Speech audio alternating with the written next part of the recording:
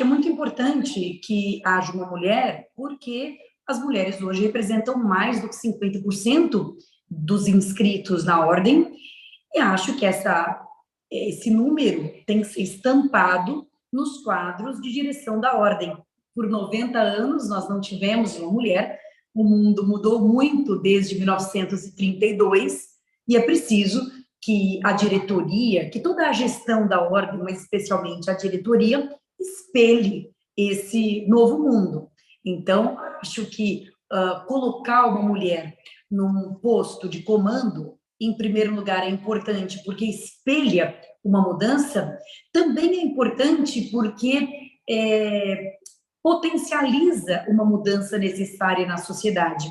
Eu entendo que a OAB ela deve ter como missão não apenas ser o reflexo da sociedade, mas ser também um farol que aponta para onde a sociedade deve caminhar.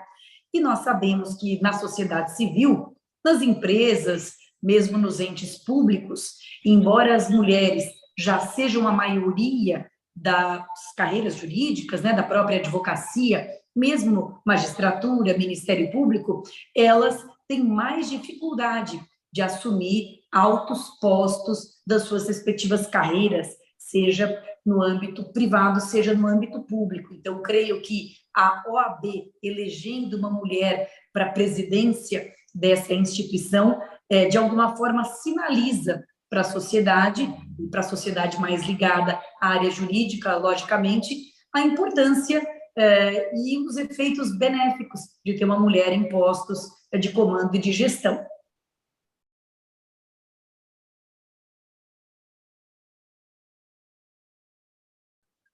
Acho que o caminho é que a proposta de paridade e de equidade seja uma proposta transversal, que perpasse todos os órgãos, todas as estruturas e todas as instâncias das instituições. Acho que é preciso atentar para peculiaridades locais, regionais, e é preciso que essa política seja implantada com responsabilidade. Mas, em última análise, acho que deve haver, sim, um esforço para que esse equilíbrio seja cumprido em todas as esferas, né? No nosso caso, no caso da minha chapa, por exemplo, nós cumprimos a paridade tanto de gênero quanto a equidade racial, a cota de 30%. Temos um problema em matemático, né, que em certos números essa cota fica quebrada, mas no Conselho Federal, por exemplo, esse número fica quebrado, mas no Conselho Federal, por exemplo, que são 6 conselheiros federais, nós temos 2 conselheiras mulheres e negras, portanto, 30% das cotas. Na nossa diretoria, nós temos uma diretora negra, que daí também, entre 25%, né, o 30% daria uma conta quebrada. Temos uma diretora negra. E no Conselho Estadual, temos também a cota respeitada. Eu acho que esse é o esforço, e acho que esse esforço ele deve ir além dos cargos de direção, mas ele deve alcançar a composição das comissões. Acho que é importante que as comissões também tenham paridade de gênero e equidade racial, porque uma coisa que nos incomoda no tratamento dessas políticas de inclusão é uma possível tendência à guetificação, quer dizer, cria-se uma comissão da equidade racial e ali ficam alocadas as negras e os negros sem que tenham voz em outras instâncias, em outras esferas, em outras comissões. Então, entendemos que deve haver paridade e equidade racial nas comissões, entendemos que deve haver paridade e equidade racial nos eventos jurídicos e nos cursos da ESA. É muito incômodo e eu canso de participar, né? Eu, como professora, participo de muitos eventos jurídicos em que eu sou a única pessoa branca e em que eu sou a única mulher. Então, acho que só a OAB não pode se permitir todo evento jurídico promovido pela OAB na qualidade de farol da sociedade tem que respeitar paridade racial, equidade racial e paridade de gênero. Isso nos preocupa na indicação do 5º constitucional, né, que majoritariamente vem indicando também só homens brancos, e isso também causa um desequilíbrio. Então, entendo que essa questão da paridade e da equidade deve ser uma política norteadora da OAB, enquanto espelho e enquanto farol da sociedade, deve ser uma política transversal, que deve perpassar todas as instâncias, e deve ser uma política de promoção, quer dizer, acho que é uma missão institucional da OAB promover na sociedade civil, não apenas como exemplo, mas promover na sociedade civil equidade e paridade. Por exemplo, concedendo ou promovendo, junto às sociedades de advogados, programas de inclusão, promovendo treinamentos para sociedades de advogados que queiram se adaptar a programas de inclusão. Nós percebemos que há escritórios de porte menor, né, os escritórios de grande porte, muitas vezes já têm esse tipo de programa interno, mas escritórios de médio porte não sabem a importância de ter políticas de inclusão e muitas vezes não sabem como implementar, porque não é só contratar, né? Inserir é mais do que simplesmente fazer uma contratação. Então, é preciso de verdade um programa, e a OAB ela pode promover treinamento, ela pode promover know-how de políticas de inclusão.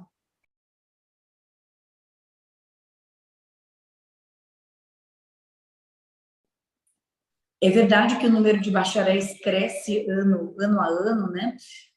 E o número também de aprovados no exame de ordem, embora o exame de ordem já seja um primeiro filtro que barra muita gente, né? Porque o índice de aprovação também nunca é muito alto, né? Ele gira aí em torno dos 20%, quer dizer, ele já é uma peneira bastante radical. Mas dentre aqueles que de fato conseguem, né, ingressar no mercado de trabalho, eu acho que a ordem tem um papel fundamental de conseguir fazer com que essas pessoas se desenvolvam.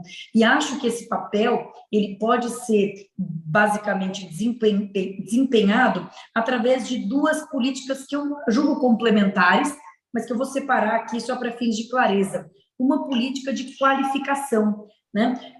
Nós sabemos que no mundo altamente competitivo e no mundo altamente digitalizado, a formação da faculdade não é mais suficiente, né? Mesmo que aquele candidato que tem estudado ele para passar no exame de ordem, a formação da faculdade ela não é suficiente, seja para o advogado que deseja empreender, seja para o advogado que deseja se colocar numa empresa ou num escritório, ela não é suficiente, ela precisa ser complementada com cursos de atualização, com cursos de formação, até porque aquelas atividades mais mecânicas tendem a desaparecer com a informatização do mercado, né? Então, aquela atividade, por exemplo, do correspondente, que era pago para ir lá numa vara, tirar cópia de processo, fazer um despacho simples com o juiz, essa atividade tende a deixar de existir, né? São os postos de trabalho que são perdidos para a tecnologia.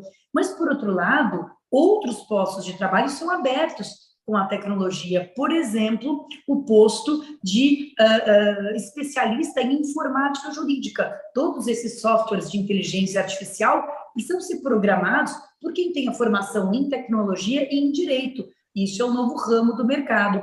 Mesmo pensando no mercado mais tradicional, a gente pode pensar que a tecnologia abre postos, por exemplo, para quem está longe dos grandes centros. Um pequeno advogado, aqui, por exemplo, de onde eu estou falando agora, né, hoje eu até peço desculpa por estar aqui fazendo essa entrevista através do celular, porque eu estou em Pindamonhangaba, aqui no hotel, mas um advogado aqui de Pinda, se ele estiver altamente qualificado, ele consegue competir com um advogado de São Paulo. Por quê? Porque ele não precisa mais estar no lugar fisicamente ali, ele pode morar aqui e pode peticionar no STF, ele pode sustentar no STJ, mas se ele tiver qualificação.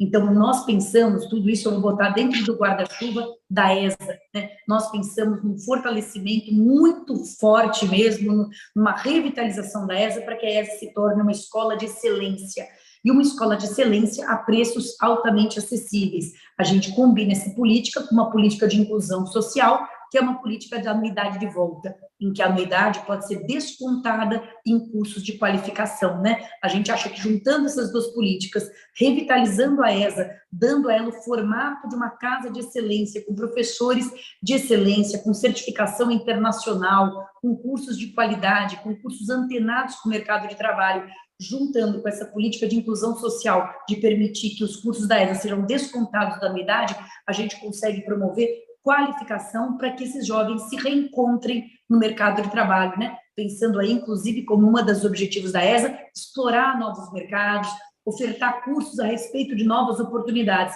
Eu acho que o segundo guarda-chuva é o guarda-chuva do empreendedorismo, né? É o guarda-chuva que eu vou chamar aqui de SEBRAE, mas não é necessariamente, né, que já existe um convênio aqui em negociação com o SEBRAE, mas é o convênio do empreendedorismo. Eu acho que a OAB, ela pode, além de qualificar em termos de capacidade de competência jurídica, ela pode ajudar o jovem advogado a empreender, né? Entender de marketing jurídico, entender como é que constitui um escritório, como é que registra, se busca um computador, qual é o melhor sistema de tributação, como é que eu busco um sócio, se eu devo ficar numa área só, se eu devo abrir para um escritório de full service, enfim, ajudar a programar carreira. Eu acho que nesse aspecto é possível também oferecer uma mentoria, é possível oferecer um acompanhamento, que é o que a gente chama de incubadora de escritório. Então, acho que para o jovem, o primeiro guarda-chuva, o guarda-chuva da qualificação, que eu chamei aqui de guarda-chuva ESA, e o segundo guarda-chuva, o guarda-chuva do empreendedorismo, né? Que é esse guarda-chuva do SEBRAE, incubadora de escritório, etc. Eu acho que assim a OAB ela pode ajudar os jovens advogados a sobreviverem, melhor do que isso, a se desenvolverem no mercado de trabalho de hoje.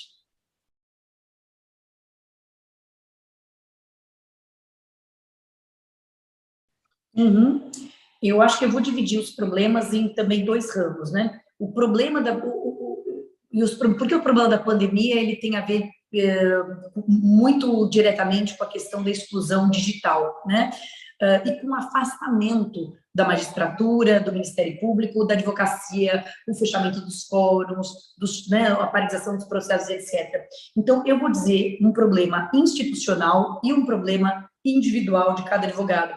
O problema do ponto de vista institucional é que o contexto da pandemia, e acho que de certa forma isso até se justificou, mas o contexto da pandemia exigiu que se tomassem decisões que não tinham sido ainda pensadas de forma mais refletida, né? Era uma situação excepcional, é uma situação que nós nunca tínhamos vivido antes, que possivelmente, quero crer, nunca vivamos mais.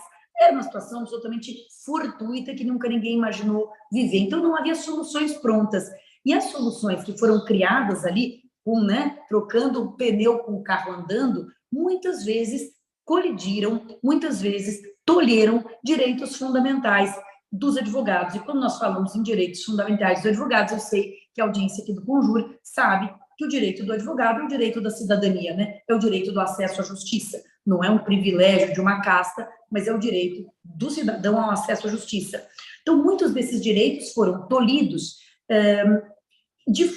sem que houvesse uma participação da advocacia, por meio da sua instituição, nessa discussão. Então, quando se escolheu, por exemplo, por razões sanitárias, que os fóruns ficariam fechados, e, no entanto, nós víamos bares abertos, shopping centers abertos, né, é algo que causa espécie. E nós sentimos que não houve ali firmeza da OAB em se posicionar e deixar claro que o judiciário tem que continuar, é uma atividade essencial e que poderia haver, por exemplo, plantões, né? Ah, mas os juízes, os serventuários não podem se expor a risco. Sim, mas nós, advogados, continuamos nos expondo a risco. Nós continuamos nos expondo a risco. Eu continuei indo às delegacias, porque as delegacias não pararam. Eu continuei tendo audiências online, e para fazer a audiência online, eu tinha que trazer um cliente para dentro do meu escritório, né?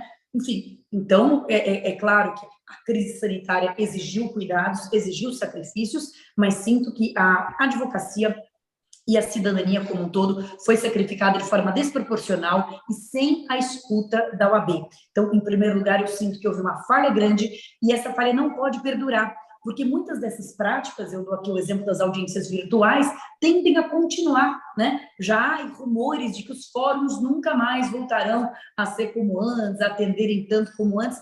Enfim, e é preciso que a advocacia, através da sua instituição, OAB, sente na mesa e avalie de forma cuidadosa qual é o impacto disso no direito do cidadão. Não podem ser tomadas decisões de forma assodada, né, de forma apressada e sem a escuta daquele que é o maior usuário do sistema, que é o advogado. Se aquilo funciona, se não funciona, se dá certo, se não dá certo. Então, primeiro, houve uma grande dificuldade do ponto de vista institucional. Houve, eu acho que, uma grande desarmonia entre os atores aí, né, da matéria jurídica, magistratura, Ministério Público e advocacia, até defensoria, e que a advocacia não foi prestigiada e não foi ouvida, porque não se fez ouvir. O outro problema que a pandemia criou foi o problema que eu estou chamando de um problema individual da exclusão digital, né? Bem, muitos advogados simplesmente não tinham como serem catapultados em fração de segundos para dentro do mundo digital. E aí nós vimos uma grande massa de advogados sem a mínima condição de trabalho, sem nenhuma condição de trabalho, e para isso a OAB deveria ter estado presente, prestando apoio, subsídio, quer dizer, prestando apoio material mesmo, precisava ter estado presente, era uma situação de emergência, né? Quando a gente pensa em, só para falar um pouquinho disso, que é um assunto que eu também acho muito importante, porque sinto que a exclusão digital vai ser um divisor de águas na nossa profissão, já está sendo, né? A exclusão digital vai excluir advogados do mundo jurídico e advogadas, mas quando a gente pensa em exclusão digital, a gente pensa que nós temos um tripé, né? O primeiro é a conexão, né? Os advogados, de repente, precisaram ter boa conexão. Por quê? Porque o que eu já fiz de audiência, que cai a conexão, o advogado fica nervoso, de repente some o vídeo, de repente some o áudio, né? Enfim, então precisa de conexão. O advogado precisa de uma boa máquina, né? Antigamente o computador era basicamente uma máquina de escrever. Hoje eu preciso de um computador potente, não é todo advogado que tem, e os computadores estão muito caros, o dólar está muito alto, e a OAB precisa, de alguma forma, oferecer algum tipo de subsídio, até através da sua caixa de assistência, para a compra desse tipo de equipamento. Porque quem não tiver equipamento está fora do mundo digital. E o terceiro, né, a terceira perna do tripé é o conhecimento tecnológico, né? Então, muitos advogados, e a gente viu aqui um descompasso, porque os mais velhos muitas vezes tinham o equipamento, mas não tinham o conhecimento. Os mais novos, que tinham mais facilidade no conhecimento, não tinham o equipamento. Então, é preciso que a OAB cuide com muita atenção da inclusão digital, tanto dos mais novos, quanto dos mais veteranos, enfim, cuidando desse tripé, né? Cuidando de garantir alguma conexão, pelo menos através das casas de advogados, que elas possuam uma conexão que o advogado possa se utilizar, maquinário, hardware e conhecimento jurídico, capacitação em tecnologia jurídica. Isso é fundamental.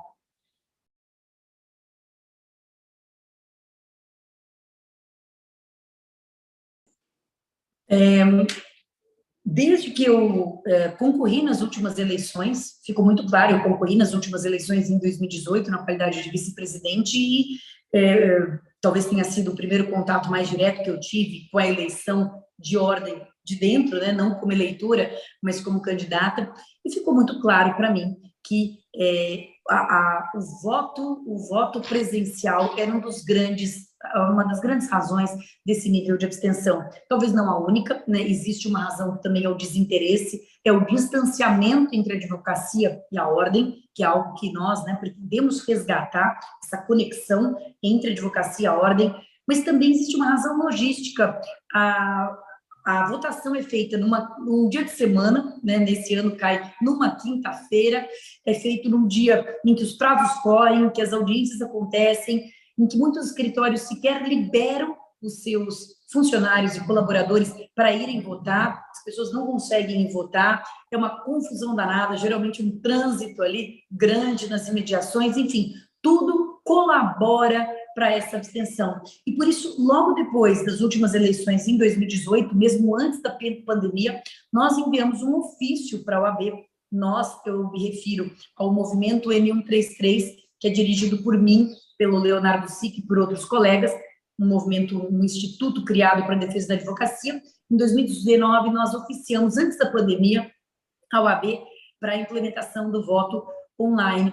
Essa questão não tramitou, ficou parada, embora nós tenhamos feito repetidas indagações sobre se ela seria apreciada ou não, e no momento da pandemia, ela ficou mais emergente, né? Porque daí não virou apenas conveniência, virou segurança. Naquele momento de pandemia, nós estávamos trancados em casa, não punhamos o nariz para fora de casa, não havia nenhuma condição de fazer uma eleição presencial. Essa temática foi submetida, então, ao Conselho Federal, o Conselho Federal autorizou as votações, o uso do voto digital, e 5 seccionais implementaram. As seccionais que quisessem implementar deveriam se manifestar. As que não se manifestassem, significa que não queriam, né?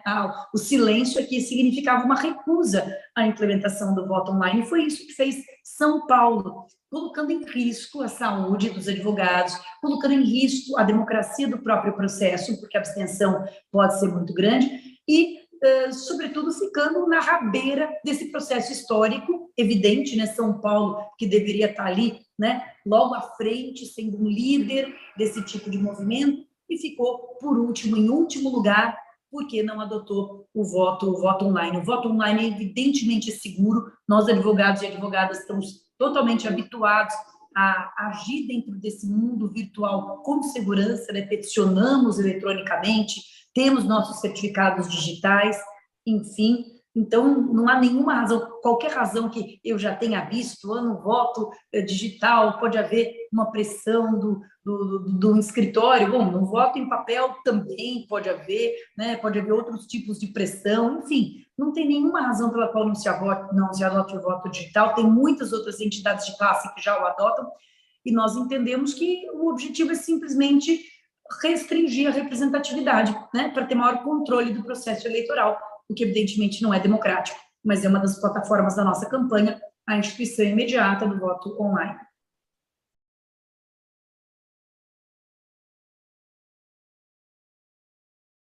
A tabela de honorários da OAB de São Paulo é sempre uma discussão grande. Por quê? Porque como o Estado ele é muito grande e muito heterogêneo, o que acontece é que na capital e em subseções maiores, os valores ali previstos na tabela de honorários parecem adequados, né? Os valores da tabela de honorários da OAB, não aqueles da Defensoria, que são, digo sem medo de errar, bastante aviltantes, né? Mas a tabela de honorários da OAB. Lembrando que a tabela ela é sempre um mínimo, né? Ela é um patamar mínimo. Quando a gente vai para subseções, em muitos lugares menores, a gente ouve problemas com aquela tabela de honorários que acaba não sendo possível de ser cumprida, porque há lugares que, de fato, têm condição socioeconômica muito diversa e em que os advogados, então, violam a tabela de honorários, cobrando honorários mais baixos do que a tabela e dando origem a uma guerra ali de honorários. É uma questão controvertida e nós escutamos, né, eu e o meu grupo escutamos ao longo aí das nossas andanças pelo estado de São Paulo, várias opiniões favoráveis e contrárias, né, à manutenção dessa tabela. O fato é que a OAB precisa zelar, ao menos para que as sociedades de advogados, a OAB precisa zelar para que aquelas empresas constituídas, a OAB precisa zelar e até fazer uma campanha para a valorização do serviço da advocacia, né? A questão da tabela uniforme para todo o Estado, como uma regra que não pode ser descumprida sob pena de resultar em infração ética, eu acho que, por vezes, é complicado executar esse tabelamento num Estado tão grande, tão diverso quanto São Paulo. Mas acho que a OAB precisa promover uma campanha de valorização da advocacia, a última da qual eu me lembro era aquela, né, do consulte sempre um advogado, nem sei quantos anos tem aquilo, né, mas precisa promover uma campanha, precisa proteger os postos de trabalho né, da advocacia, para que ela não perca postos de trabalho, e precisa zelar para que o pagamento dos honorários não seja aviltante. Mas a tabela, enquanto uma norma cogente para todo o Estado, eu acho que tem problemas.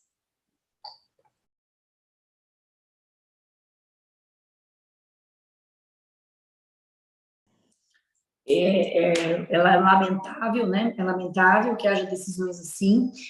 E a OAB São Paulo, ela sempre pode, porque nós precisamos, né, compreender, e eu acho que por isso que nos entristece esse enfraquecimento da OAB de São Paulo, é que a OAB de São Paulo, que é o maior colégio eleitoral do mundo, né? É um colégio que tem 350 mil pessoas, tem um peso formidável junto aos tribunais, então pode atuar em contencioso estratégico, pode litigar, pode atuar junto ao Congresso quando a questão depender de regulamentação de lei. Então, a OAB ela tem que intervir, não pode deixar cada advogado, aliás, ela nem tem a possibilidade de intervir na demanda individual de cada advogado, mas ela pode ajuizar uma demanda em nome da própria OAB para impedir esse tipo de prática com a qual eu discordo, né?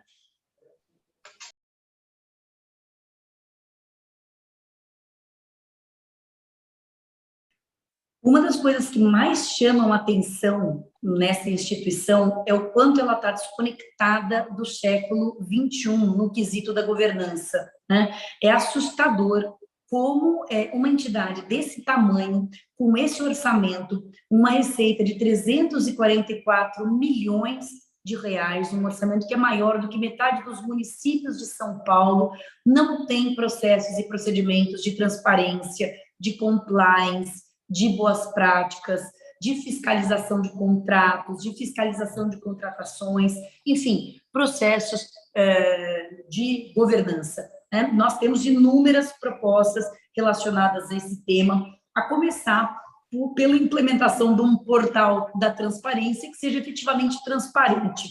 O portal da transparência que foi anunciado nessa gestão e que foi implementado, ele enfim, devo até aqui prestar homenagem, porque ele é um começo, mas ele é apenas um começo, ele ainda é muito pouco detalhado, ele é pouco esclarecedor, ele é difícil de ser lido, aliás, eu diria até impossível de ser lido, assim, no detalhe, em que foi gasto exatamente. Então, tem gastos genéricos, tem ali uma previsão de 6 milhões de passivo trabalhista, né? Mas que passivo trabalhista que é esse? Quem são essas pessoas? Quem são esses funcionários que estão sendo mandados embora, aliás, no meio da pandemia, né? Estou aqui pensando números que me ocorrem, 2 milhões de despesas de transportes e viagens, também em 2020, o ano da pandemia. Viagens para onde, né?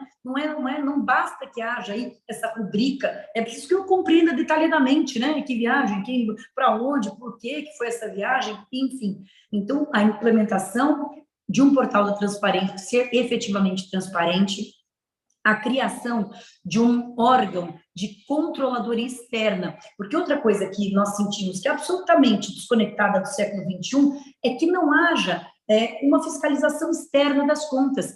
A fiscalização das contas é feita pelo próprio conselho, e o conselho, nós sabemos, é eleito junto com a direção, que é outro problema que nós também entendemos que deve ser coibido com uma reforma política, né? A reforma política, como nós sabemos, tem que ser feita por meio de lei, mas São Paulo, com o peso dos seus 350 mil advogados, pode estar à frente, pode liderar esse processo de reforma política, né? A nossa ideia é que o conselho fosse um conselho proporcional, que o conselho fosse um conselho composto por componentes das outras chapas, né? Para que ele funcionasse realmente como um legislativo, num sistema de freios e contrapesos, em que eu tivesse o executivo aqui e o legislativo aqui, mas não é assim, porque numa única chapa se elege a direção executiva e o conselho aprova as contas.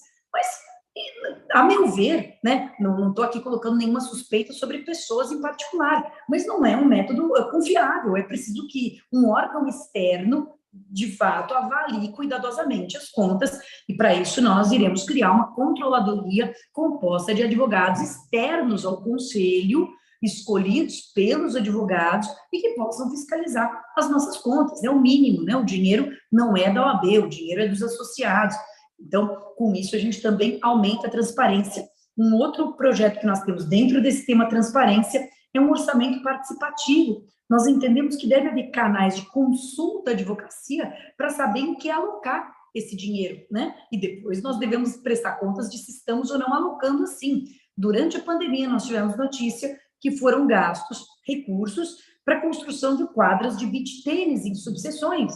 E talvez não fosse disso exatamente que a advocacia estava precisando no meio de uma pandemia, e sim de melhor conexão de internet ou de uma casa do advogado que estivesse aberta para poder fazer um co-work e para que as pessoas pudessem atender os seus clientes quando os escritórios, né, eventualmente tinham fechado, porque muitos advogados não puderam manter esses custos, né, de secretária, e etc., contas de aluguel de água e luz dos seus escritórios na pandemia. Enfim, né, gestão participativa. E eu queria falar, Rafael, o último tema a respeito de transparência, porque até agora eu falei de 3 projetos, né, relacionados à transparência financeira, né, que é um portal da transparência efetivamente transparente, detalhado, uma controladoria externa e o orçamento participativo.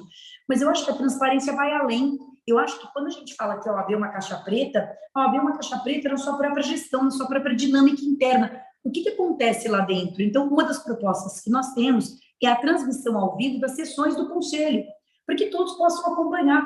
Eu quero saber o que o meu conselheiro, o que é minha chapa, aquela chapa, né, que me procurou nas eleições, pediu voto, eu quero saber o que eles discutem todo mês, né, ou só ficam tomando cafezinho, ou discutem temas de interesse da advocacia, quero saber como é que eles se posicionam a respeito daqueles temas que me interessam, né, então a gente acha que isso aumenta a transparência, a publicação da agenda do presidente, né, nós sentimos que isso é fundamental, eu tenho que ter a agenda do presidente publicada, porque eu sei o que né, se for eleita presidente, que a Patrícia Vanzolini está fazendo pela instituição hoje, apesar de, como todos sabem, ser um trabalho voluntário, ora, aqueles que querem estar ali naqueles postos têm que corresponder, né, ao trabalho que isso exige.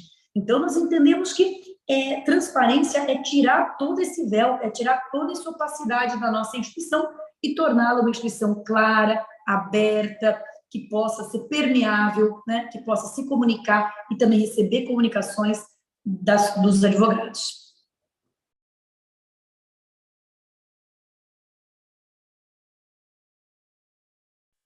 Eu gostaria que a OAB fosse, eu gostaria que o meu legado fosse a marca do amparo.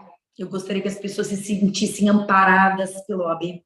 Eu gostaria de passar pelos lugares, passar por Pindamonhangaba, onde eu estou, passar por Cruzeiro, onde eu estava agora, passar por São José dos Campos, onde eu vou agora, e ouvir as pessoas dizendo, puxa, eu precisei da OAB, ela me ajudou. Que legal, eu fiz um curso muito bacana pela OAB, puxa, que legal, eu precisei das prerrogativas, veio imediatamente. Eu queria sentir que as pessoas se sentem, em primeiro lugar, amparadas pela OAB. Queria que a nossa gestão fosse a gestão do amparo, porque eu sinto que a advocacia está muito desamparada, está carente, está sozinha, e eu queria que a OAB fosse esse conforto aqui, fosse essa mãe, por assim dizer, fosse esse ombro amigo, fosse essa mão estendida. E eu queria também que as pessoas se orgulhassem da OAB. Eu queria que ouvissem, puxa, né, ouvimos a nossa presidente ali falando, se manifestando por nós, falando, né, dos grandes temas sociais, porque essa também é uma missão da OAB, né, zelar pela democracia de forma isenta, sem partidarização, sem polarização. Eu acho, Rafael, só complementando um pouco fora do que você me perguntou, mas eu acho que essa posição da OAB, essa função da OAB na sociedade, agora já falando dela na sociedade, não dentro dos advogados, vai ser muito importante, sobretudo o ano que vem. O ano que vem nós temos eleições, nós vamos entrar de novo naquele carrossel de agressões, de ódio, de fake news para lá e para cá, de politização, de polarização, desculpe, de partidarização. E eu acho que a OAB ela pode ser uma instituição de pacificação, uma instituição de composição, uma instituição de esclarecimento, né, para esclarecer a sociedade civil o que é o direito, o que é a Constituição, o que é o STF, o que é o Congresso, qual é a função de cada um. As pessoas estão muito perdidas, as pessoas estão muito sem parâmetros, e o mundo ficou muito judicializado, né? O Conjura aí, hoje é uma leitura tão obrigatória quanto um jornal, né, o Estado, a Folha de São Paulo, porque entender de notícias jurídicas hoje é fundamental para a sociedade, não só para os juristas, e traduzir esse juridiquês, né, que vocês aí no Conjuro fazem muito bem, mas isso eu acho que também pode ser um papel do OAB, de contribuir com esclarecimento sereno, equilibrado, sem nenhuma suspeita de partidarização para a esquerda ou para a direita, mas de maneira equilibrada, o que é a democracia, o que é o nosso sistema, o nosso Estado democrático de direito, e de ser também uma função de pacificação, de conciliação entre instituições, enfim, né, entre situações de desarmonia social. e eu acho que isso nos daria também um grande orgulho, ver uma OAB mais ativa e exercendo esse papel de garantia com firmeza, de forma aguerrida, mas também de pacificação, de serenidade, de esclarecimento. Então, eu gostaria que a nossa gestão fosse marcada por uma gestão de amparo e também uma gestão do orgulho da nossa instituição de ter importância para a democracia.